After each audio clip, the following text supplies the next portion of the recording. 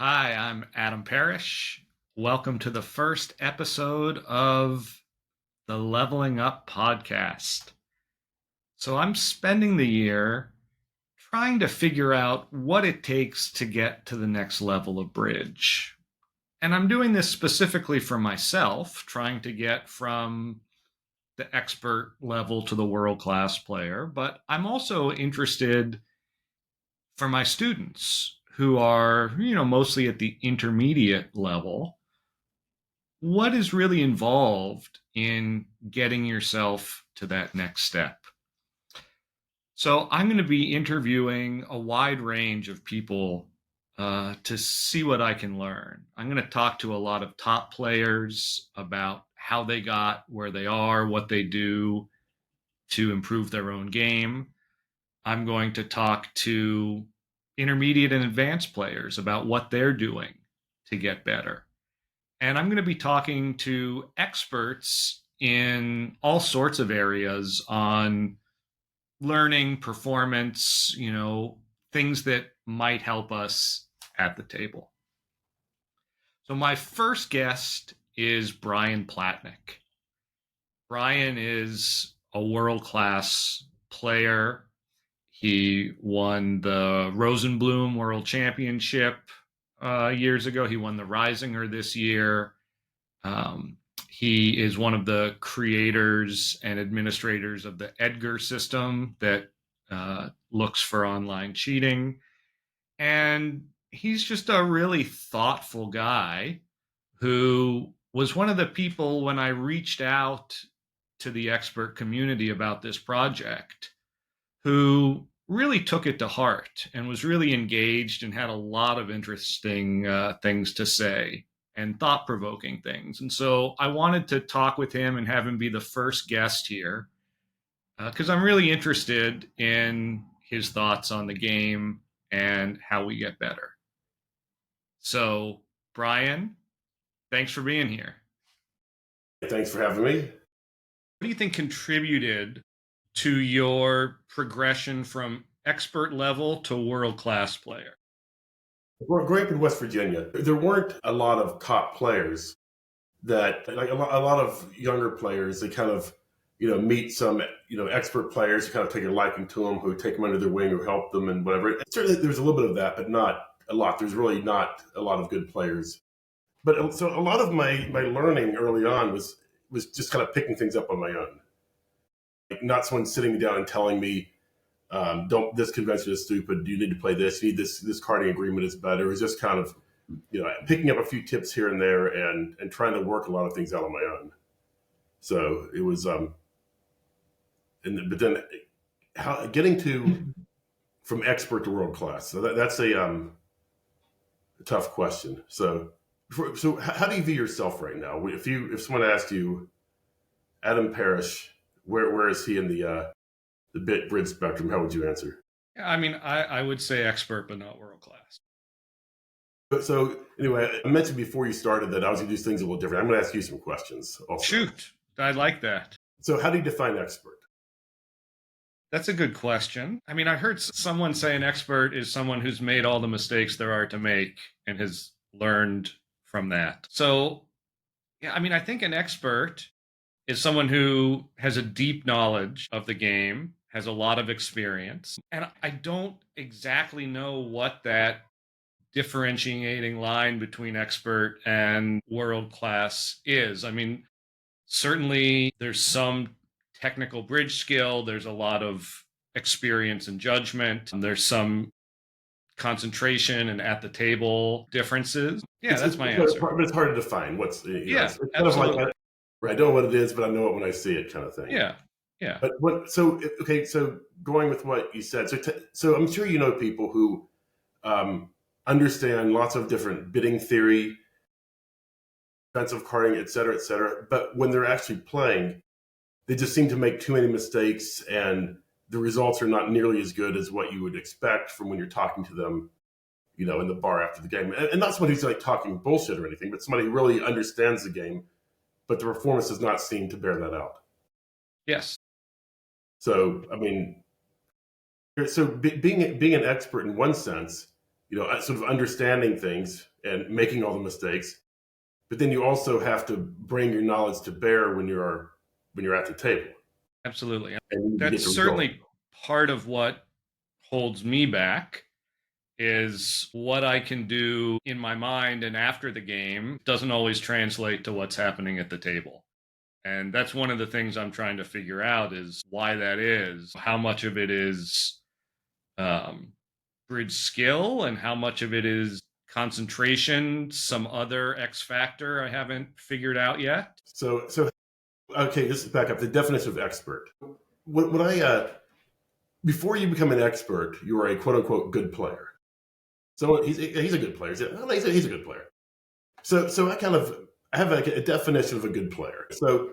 So let's say if you're playing, you're at the Nationals and there's like the 2-day pair event, the first couple days where there's decent competition. There's not still 32 teams left in the Spin Gold or whatever. So if a pair makes the second day of this event and your attitude is not, oh my God, can you believe Brian and Adam actually made the cut? It's like no big deal that they made the cut, or maybe you think, I didn't think they would, but not really a shock. Then they're good players. I mean, maybe they're not necessarily players who are going to win a national event, but you can't be a bad player and expect to make the second day of a legitimate 2-day national pair event. You've played enough club games and other tournaments, so and someone like an expert, if a pair comes in like places in the top 10. And you're not saying, wow, Brian Adam made the top 10. Oh, they must be so proud of that. If they make the top 10 and it's no surprise, then they're expert players. Yeah. That's or kind like of how I do it. If they don't make day 2 and you're really surprised, they're an expert pair, maybe. Right? Right. Okay, that's probably even better than my version of it. Yes, but yeah. that's more performance based than someone who knows everything inside out. Yeah, I think that's an interesting idea. That can you tell if someone is an expert just talking bridge with them, or do you have to see their performance at the table? And I guess it depends. Yeah, I certainly would not judge someone as an expert without seeing them play, or having or someone else vouching for them or whatever. It's just on hearing. But as far as so then how do you go from being an expert to being a world-class player? That's a very difficult question. I mean, that's kind of a tough one, but I guess maybe looking at some characteristics of world-class players. Yeah. So it's again, okay, now how do we define a world-class player? I mean, there are those who think that it's only like the dozen best players in the world, but that's kind of a bit narrow to have that view. Yeah, I mean, I would say if no one would be surprised that you won the Spin Gold, you're a world-class player. But if I won the Spin Gold, you would be surprised. But shocked. Yeah, but if I won the Silidor, one of the 2-day pair events, you'd be like, that's a good result, but I'm not shocked at that. Right? That to me is the difference between expert and world class. Right. So I guess I just won the Rising. I don't know if anyone was shocked by that, but so no. I mean, you've represented the U.S. in the Bermuda Bowl, right? That is certainly in the world class. Right. The Diamond team, we had a history of coming in second in the trials and not qualifying. It was kind of frustrating. But so I kind of view, so when people ask me the definition of world class, my kind of stock answer is everybody better than me is world class. Everybody worse than me is not world class. I kind of view that. I'm sort of like the Mendoza line of world class players. It's like so that's kind of how I view things. I have a pretty good ego like most bridge players, and I've won plenty of things and played pretty well. I mean, there's a lot of people who play a lot better. Like I always say, like Jeff Hampson doesn't call me up asking me advice about how he should bid something or what he should have led.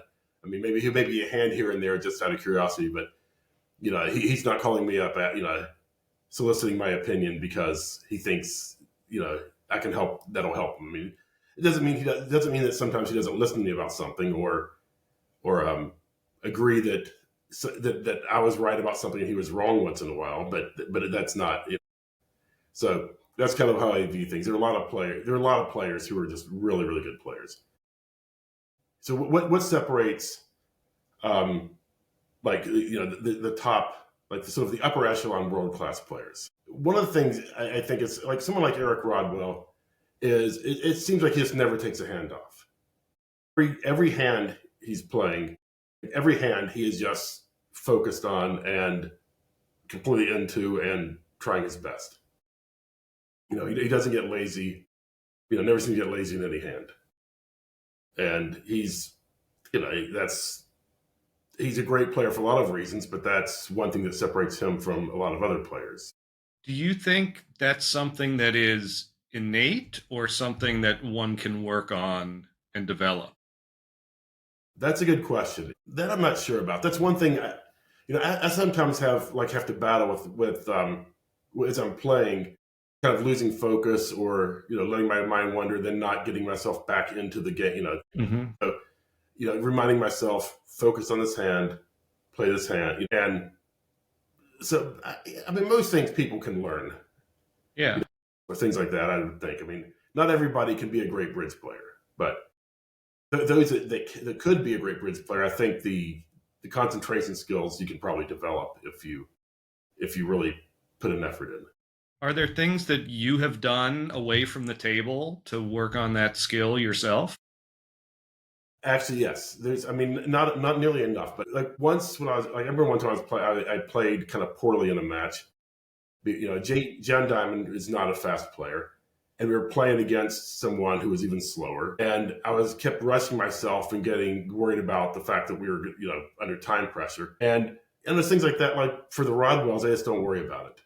They try to play it. They try to play their speed. If they're too slow or whatever, maybe they'll try to play faster, but they're not going to let it bother them. It doesn't mean they want to play slow and break the rules. I mean, they just don't let it bother them.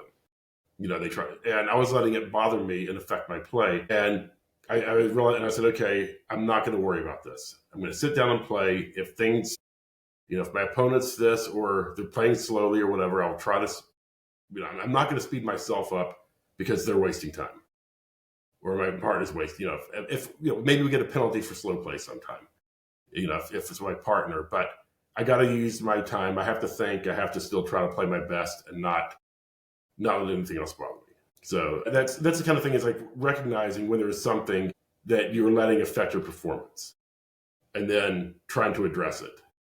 Was there anything beyond just mindset that you did other than telling yourself, okay, I see this thing that I'm doing wrong, I'm conscious of it? Just remember, just try to remember that when I'm playing, just be mindful of the, that I need to focus. So one thing anyway that I noticed, I used to always seem to have like first boarditis, where I would make a mistake on one of the first couple of hands because, I was a little rusty and I just wasn't focusing. First hand of the tournament, first hand of the day? Like first part of the tournament. Okay. Usually, maybe if there's a couple of days off, but usually you don't have a couple of days off, but it's usually just at the very beginning of the tournament. So JD used to tell me, he's like, let's deal out a couple of hands and play, like 30 minutes before the game, 15 minutes, let's deal out a couple of hands, let's play a couple of hands. So it's weird. Every other athlete warms up before they play, right? It's so weird that we don't in bridge. It seems like that could be a huge low-hanging fruit advantage. Right. Well, I mean, a lot of players seem to play a lot, and now with with BBO and whatever, it's not that and Swan and other online games. There are ways you can play. I mean, I can just pull out my phone and play against some robots a few hands just to kind of get my counting the cards and start thinking. So there's other ways to do that now. What do you try to do between tournaments to stay sharp? Other guys are going to regionals every week. What's your routine? Watch a lot of Netflix mainly. Yeah. So what I usually do is I'm playing with Kevin Rosenberg now, and typically we'll start maybe 6 weeks before a tournament. We'll start get a schedule where we practice some, we have discuss some, we're always sort of emailing or talking about things, but where we'll start to work on things. And that's, but I certainly don't do enough. It's like I said, with my kids are both in college now, so I don't have as many responsibilities at home, but still working. I only have so much time for bridge, and working on EDGAR takes a lot of time. Yeah. And, cheating detection. That sort of comes in spurts. There are times where I don't not really doing much for a while, and other times where it's spending a lot of time on it. So. Yeah. If I gave you all the time in the world, if I said, you don't have to work anymore, you don't have to do EDGAR, I want you to give it 40 plus hours a week working on your bridge game. A, what would you do? And B, how much of a difference do you think it would? That's a good question. So first off, I would know having more. Okay, so when you're playing, I'll also throw this back to you a second. So who's your main partner? Do you have a main regular partner now that you play with? Yeah, Greg Humphreys and I are. Okay, so how many pages are your system notes? About 30. About 30. Okay, so if you want to be a world-class player, you're going to have to add a 0 to that to start with. Okay. I mean, that's okay, but everything, what's in your notes, do you know everything backwards and forwards? I would say 90% of it. Yeah. 90%. Okay, but 10% does not mean 10% of the time, the hands, you don't know something. It means there's esoteric things that. Yeah. There are corner cases that we agreed 3 years ago and hasn't come up since. And is that written in your notes? It's written down, it's highlighted, and before the tournament, before most sessions, I go through and there are certain things I look at. We've consciously kept the notes short for that reason. And so there are a lot of things that have been discussed that haven't been explicitly written down. Because we don't want to overwhelm ourselves. Maybe that's the wrong strategy. Okay, this is actually a good point. Okay, now we're hitting on something here. So how are we going to get Adam and Greg over to the next level if that's what you're trying to do? So there's something you discussed, you didn't write it down. Do you know it? I mean, do you know this thing you discussed? Do you both remember it? Are you both going to know? If it comes up, do you have the confidence to do whatever it is, double knowing that it's not penalty or do this or whatever? Right. I mean, we literally just had one of these come up where I was 100% sure of our agreement and Greg had no recollection of that agreement. Which is why you have to write these things down. Which is why we have to write them down. Yeah. Okay. So now we're hitting on something good. So if you want to get to the next level, you can't be too lazy to write these things down and have your notes organized. There's always one member of the partnership who is in charge of the notes. Yeah. Typically. And different people have different ways of learning and remembering things. So you have to make sure that things are written in a format that some people have narratives written. Others are it's more, an outline, one club, one diamond, one blah, blah, blah, blah, blah, and others don't spell out every bit. So whatever works for you, but you have to have the confidence that if there's something that you're sure is an agreement, you have to have the confidence to make the bid when it comes up. How many pages are your notes with Kevin? So they were, I don't know, 30 some, and now we're actually we're going to play precision now. We're switching to relay precision, so now they're going to be 100 pages. My notes with John Diamond were, I don't know, 200 plus pages. Yeah. Reading notes is torture in my mind. But as good as my notes with Greg might be, right? Let's say that we get to 300 pages and we know them down cold or whatever. I would still take, if you sat down with Rodwell and, had 20 minutes to discuss a card, I would still take you guys over me and Greg, right? So there's something individual that you guys are doing that we're not above and beyond the partnership aspect. Right. Well, so part of it is having a good system and knowing it's only going to take you so far. There's also, you have to have good judgment. Just knowing something is a slam try doesn't mean that you should be making a slam try on a hand. Absolutely. Hand evaluation and understanding that, these, but also with card play.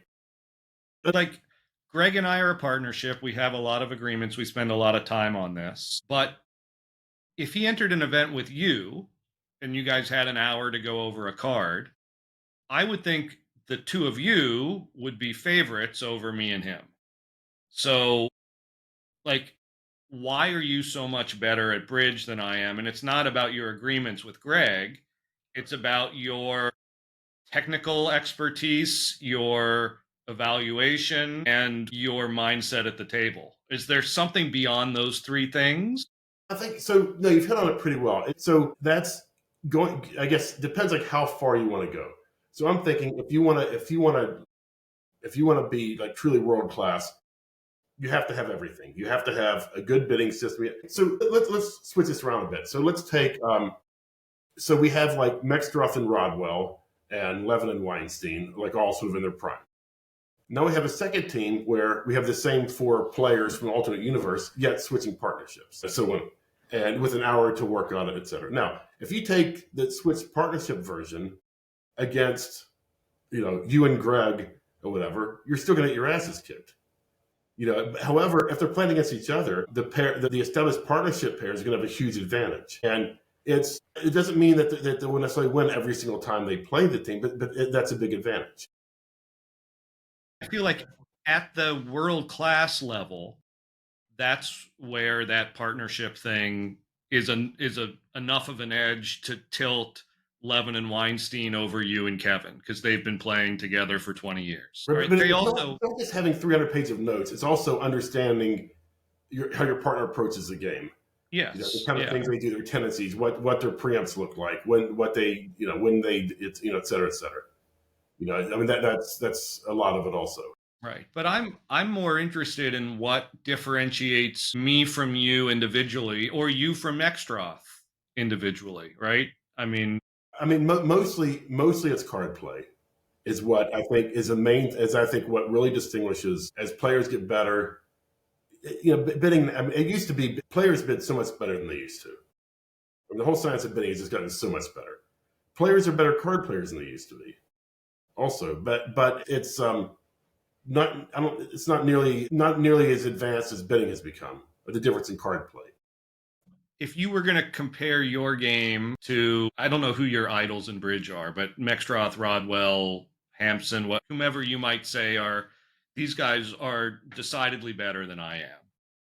Would you say it's card play? I would say it's mostly, okay, so let me say, so like someone like Chip Martell, he was the captain of my junior team when we won. He was, and so I always sort of view him as kind of like, my mentor. Even his, like card play, his card play was great, and he's someone who's very clever in the bidding. He's very very good judgment.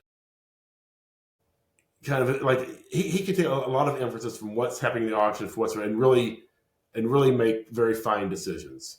But except a lot of times it's not going to matter. You figure out something, you work out but it's a 50% like who knows? It comes down to, okay, partner had the 10 of that suit, therefore it became a good con. Sometimes you just don't know. You make your best guess. And that's kind of the rule I got from Danny Sprung. You bid a slam and it turns out it's like a 38% slam or so, or 35% slam. Or you miss a 60% slam, whatever. Don't worry about it. If you think about, like, if it's a red slam, you win or lose 13 imps. If they do the other thing, whatever. So if it's a 60%, if you miss a 60% or bid a 40%, then you lose 6 out of 10 times. So you lose 26 imps out of 10 hands, so 2.6 imps per hand. It's halfway between a red and a white under trick. So that's kind of your expected value for that. But the problem is the variance. Right. You don't get to play it 10 times. Right. But bidding a 40% slam or missing a 60% slam, don't worry about it. Move on. That's not. And I tell my juniors that I coach. They're arguing about some hand. Is this enough to invite? Whatever. I said, okay, a quarter a point one way or the other, depending on how you evaluate it. That's not why you're going to win or lose the event. When you have a close choice between inviting and passing. So invite or pass. Don't jump the game. Just do something. Just take one of the normal actions, and you're not going to be perfect. If you get enough of those right over time, that's what differentiates the really top players, right? Right. So here's an example, like a junior player who one of the opponents opened a no trump, and he's playing some contract, and like I said, his right hand opponent opened a no trump. So he has an 8 card fit, His left-hand opponent led a singleton, got a ruff, got in, got another ruff. So 2 trumps are gone. So there's 3 trumps left, and he's missing the ace and jack. He had like honor, like king 10-9 fifth off the queen third say, and led the king out of his hand. And his right-hand opponent opened a no trump, had ace jack third, and he lost 2 tricks. And he was just sort of lost his concentration, thinking, okay, this guy led a singleton, so he probably is not short in trumps. But he just sort of forgot the guy put a no trump. He's not going to have a void in trumps, and he's made it kind of a silly play.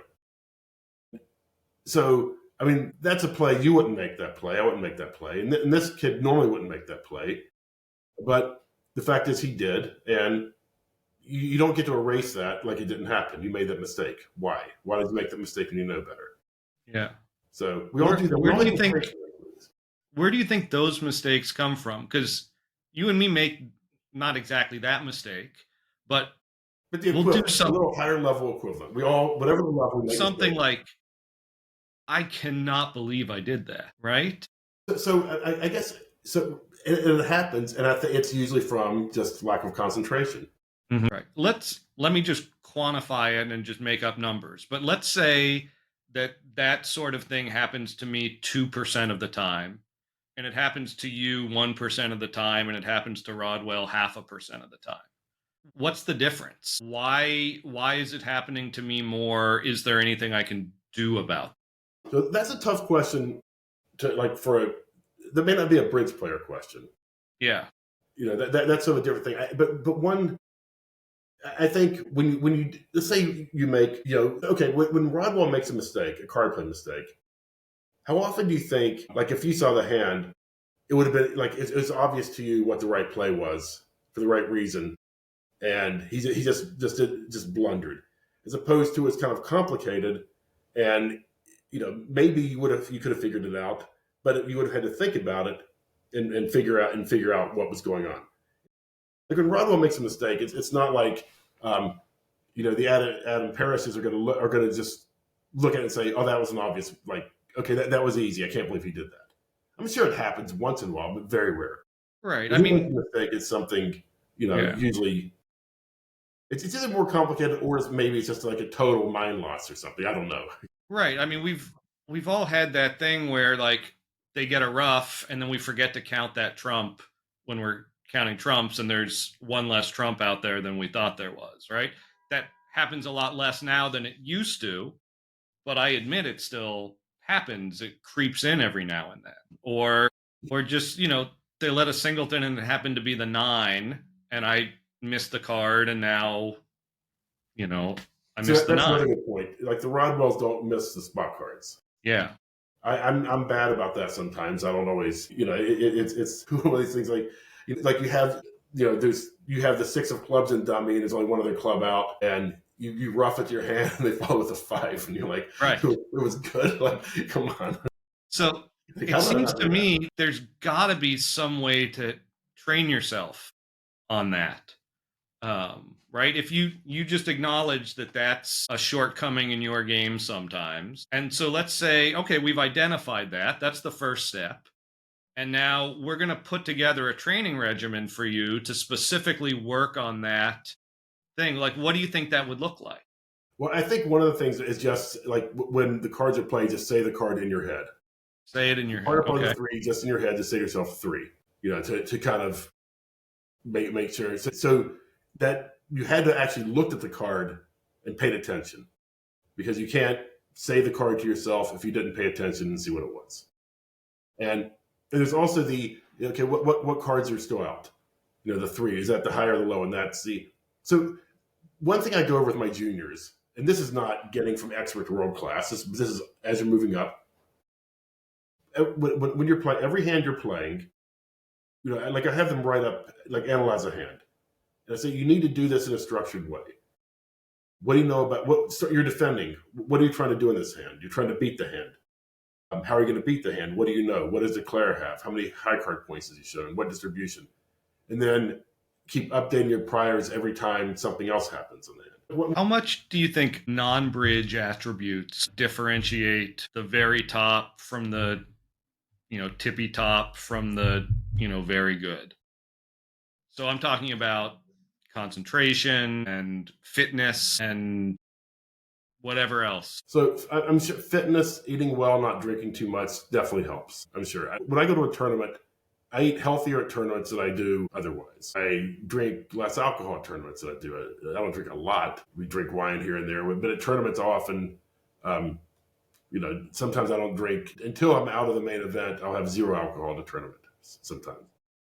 Other people, drink at the bar every night. Like someone like Zia and Michael Rosenberg are very different in personality, but they both concentrate very, very deeply when they're playing. They're really concentrating. So it's. I think one of the main skills for the upper echelon is just being able to concentrate on every hand, and just really being able to focus and concentrate on every hand. Are there any things that you do specifically to work on that skill yourself? Not enough. I try. So like I said, when I'm playing, I try to keep my mind focused on bridge. I try to get distracted. I try to make sure I get plenty of sleep and I'm getting up. Sort of have your routine. That's different people have different routines. Have a good routine, and how you do things, and just whatever. Different people are different. Whatever it is that gets you. What is your tournament routine? My tournament routine is basically. I'm not that social at tournaments. I don't hang out that much at the bar. I usually just often now it's an early schedule mostly. So I try like some. I have tournaments sometimes where I will. Sometimes I'll go to like the grocery store, stock up my little hotel fridge with, some turkey sandwiches, some this and that, whatever. Maybe order a room service salad and make a sandwich. And my wife couldn't believe me. If she finds it unbelievable if I'm in a city like Toronto and I'm like eating dinner in my hotel room almost every night, having turkey sandwiches or having some, or something like, it's like just so many great restaurants there. I'm like, well, when we lose in whatever event, if I'm not playing the next day, then maybe but I do go out. Yeah, I certainly go out some, but I try not to go out. I've played on teams with clients who expect you and want you to go out to, big dinners with them every night. So there you kind of, do what you do, and then I try to, pick some, like maybe it can be tough to unwind after playing bridge sometimes. So like some goofy TV show, watch a 30-minute goofy TV show or something, or read a novel or something before I go to sleep, just something kind of get in relaxed mode. And then, try to, so I'm not thinking, I'm sure you've had these nights where you lay in bed, trying to sleep, and for hours you're just thinking about bridge hands. You can't stop. Usually because that jack I could have squashed. Yeah. Do you exercise at all during the tournament? I like to walk a bit. I like not staying at the host hotel. It's nice to get have a 10 or 15 minute walk. I don't like staying too far away usually. And often it's because there are times where you're trying to go to the game and you're waiting 15 minutes for an elevator. It's sometimes faster not to stay there. Interesting. And because I mentioned I like to, I order room service a lot. It's eat in the room and try to relax instead of going out. At the host hotel, it's like everyone's on the same schedule. Right. So I hate to it used to between now you don't really do much between sessions because of the schedule. There used to be dinners between sessions, and you don't want to wait forever for room service if you're ordering something. So that's kind of it. But again, people are different, so it's whatever works. Whatever works. And then after a tournament, what do you do in terms of analyzing your result? Again, not enough not as much as I should. But this is, I kind of go with anything that happened that I think is noteworthy or that probably it's if you're playing a hand, like so you're playing with Greg, and Greg just like goes down in the slam because he could have counted the hand out if he just played his diamonds first and saw lefty discard, he would have had a perfect count. I mean, do you really need to tell him, Greg, you fucked that hand up, as if he doesn't know it already? And that's not really a useful way of analyzing things. Now, why didn't he do that? Why is he not prepared? Well, you're probably, as his partner, not the best person to have that conversation with him. Maybe, But hopefully he would be doing some right soul searching about that. And often, and I think I mentioned to you when we emailed a few months ago about this, like when your partner makes a mistake on defense, instead of thinking about like, why did he fuck up his defense, think about what did I do that led him astray? Was there something I could have done? No. If it's, you could have done something to stop him from making a stupid mistake, well, you can't take the burden of the world. But if you didn't card that accurately, and so you gave your partner a problem he shouldn't have had, even if he should have worked it out, you think, why did you make him have to work that out? Absolutely. So I think that's a lot of it. Is kind of thinking how you realizing like what was my role in this, or a bidding disaster. So Partner screwed this up, but did I play some role in this? Do you and Kevin, or did you and John have some sort of post-tournament, post-mortem routine? Well, with John, our tournament routine was to scream at each other during the tournament, but Okay. we would go, but we'd go over hands afterwards. Kevin and I we don't have a structured post-tournament routine, but we'll bring things up. We will discuss things, and as far as if we think it's something that's worth discussing or worth bringing up, I mean, it's like at a certain point, like with like Maxcroft and Rodwell, if they had a bad result on the hand, how much is discussing it going to help either of them? It sort of depends where you are, kind of on the spectrum of things, how important some things are, discussions like that are. Well, thank you, Brian. This has been so helpful. Okay, and I'll see you in Memphis. I will see you in Memphis. All right. Thank you. Thank you again. All right. Bye-bye. Okay. Bye.